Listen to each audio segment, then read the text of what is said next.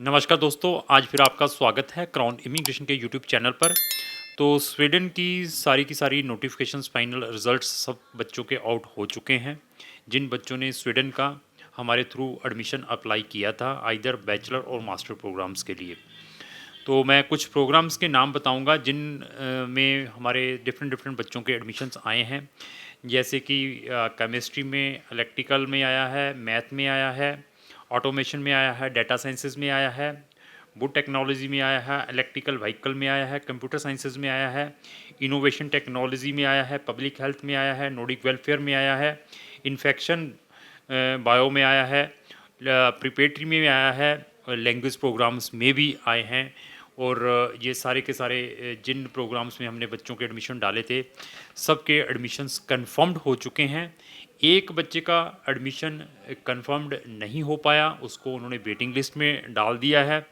तो waiting list वाले का जो कंफर्मेशन है वो बहुत ही निग्लिजिबल होता है जब तक आपका उस रिस्पेक्टिव यूनिवर्सिटी के साथ लाइजनिंग नहीं हो।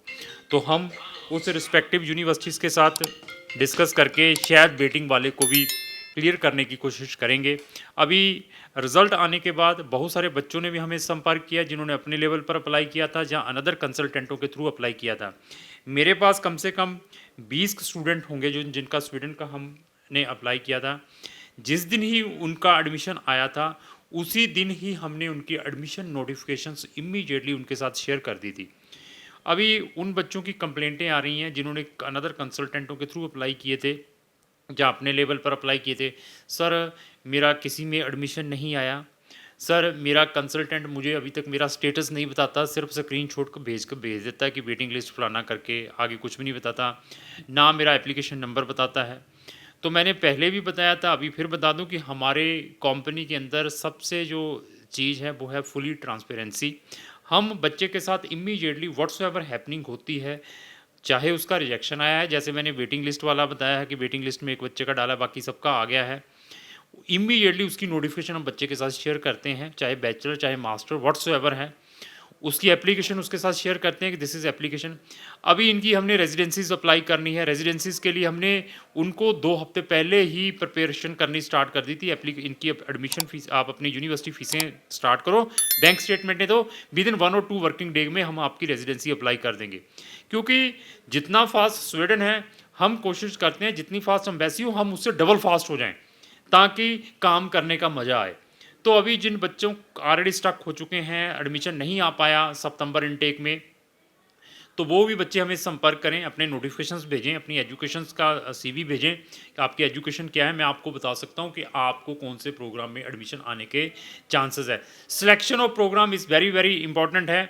और जब हम व्हाट्सएवर यूनिवर्सिटीज़ में अप्लाई करते हैं बच्चे का, वहाँ पर हमें बहुत सारे प्रिकॉशंस लेने पड़ते हैं।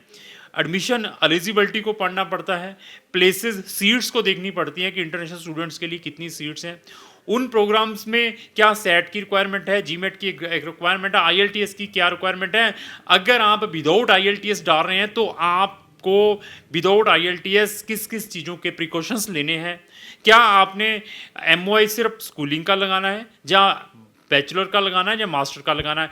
अगर आप ओवर क्वालिफाइड स्टूडेंट है, मास्टर ऑलरेडी की हुई है, क्या आपको मास्टर की डिग्री जब आपने एडमिशन यूनिवर्सिटी एडमिशन में डालना दिखानी चाहिए या नहीं दिखानी चाहिए, ये कौन बता सकता है। वो टेक्निकल पर्सन ही बता सकता है जो इन यूनिवर्सिटीज़ के साथ पिछले लॉन्ग समय से स्वीडन के साथ काम कर रहा है।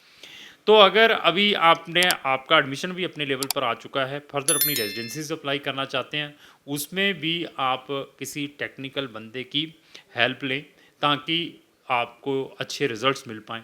क्या प्रिकॉशंस लेने हैं, फंड्स कैसे दिखाने हैं, 2 साल की रेजिडेंसी आप कैसे ले सकते हैं bye sitting in India instead of 1 year की, ये सारा का सारा वो टेक्निकल टीम बता सकती है जिनको इन चीज़ों के बारे में नॉलेज हो। अपने कंसल्टेंट को ज़रूर पूछें यूनिवर्सिटीज़ के बारे में, एडमिशन कौन से प्रोग्राम में डालेंगे, ऐसी चीज़ें पूछेंगे, फंड कैसे दिखाने हैं, सर रेजिडेंसी कैसे अप्लाई होती है। क्योंकि काम आप खुद नहीं करता, आगे से आगे हमारे जैसे एजेंटों को भी भेज देते हैं, सर करिए। तो फिर घूम फिर के केस फिर हमारे पास आता, जब वो हमारी वीडियोस देखता है स्वीडन की, तो फिर हम देखते हैं, मैं कि यार केस तो हमारे थ्रू ही प्रोसेस हुआ था, उसने अप्लाई किया था, केस फिर हमारे पास आ गया।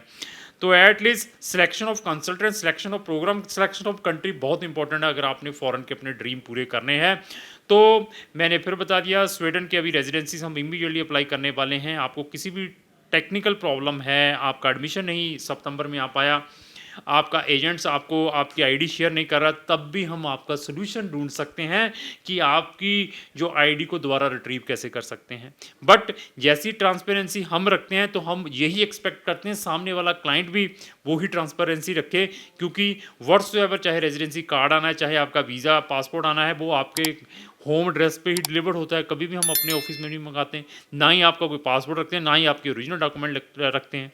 तो ऐसी ट्रांसपेरेंसी अगर आपका कंसल्टेंट भी आपको प्रोवाइड करता तो अप्लाई थ्रू दैट कंसल्टेंट। अभी आपने स्पाउस के साथ अप्लाई कर रहे हैं, न्यूली मैरिड हैं, तो आपने कौन से ऐसे इंपॉर्टेंट डॉक्यूमेंट लगाने हैं। अगर वहाँ की स्वीडन इमिग्रेशन एजेंसी आपसे कोई एडिशनल डॉक्यूमेंट मंगवा लेती है तो उसका रिप्लाई किस वे से करना है। आपको बायोमेट्रिक्स के लिए यहाँ पर अपॉइंटमेंट में एम्बेसी में प्रॉब्लम आ रही है स्वीडन की, तो उसका सोल्यूशन कैसे आपने फाइंड आउट करना है। आपका स्वीडन की इंटरव्यू आ चुकी है यहाँ पर एम्बेसीज के अंदर, एम्बेसी अभी आपसे क्या क्वेश्चन पूछने वाली है ये कौन बता सकता है। जो इन चीज़ों के साथ में टच में है, ये ऐसे मंचों पे बैठ के ऐसी बातें वैसे नहीं होती, ये माइंड के अंदर रहती हैं, रील बन जाती है। काम कर करके प्रैक्टिकली काम करते हैं, तभी इन मंचों पर आके ऐसी चीज़ें हम टेक्निकली और आपको मतलब इन्फॉर्मेटिव चीज़ें प्रोवाइड करते हैं। स्वीडन से रिलेटेड आपकी किसी भी टाइप की क्वेरी है तो आप क्राउन इमिग्रेशन को इमीडिएटली संपर्क करें। क्राउन इमिग्रेशन आपका जल्द से जल्द सोल्यूशन ढूंढेगी। तो इस टाइप की बहुत सारी वीडियो हमारे सोशल मीडिया पर, अगर आप उनको भी देखना चाहते हो तो आप हमारे चैनल को ब्राउज करके देख सकते हैं। लास्ट में मेरी यही रिक्वेस्ट है, अगर आपको जो मेरी वीडियो अच्छी लगी इसको लाइक एंड शेयर करना ना भूलें। Thank you.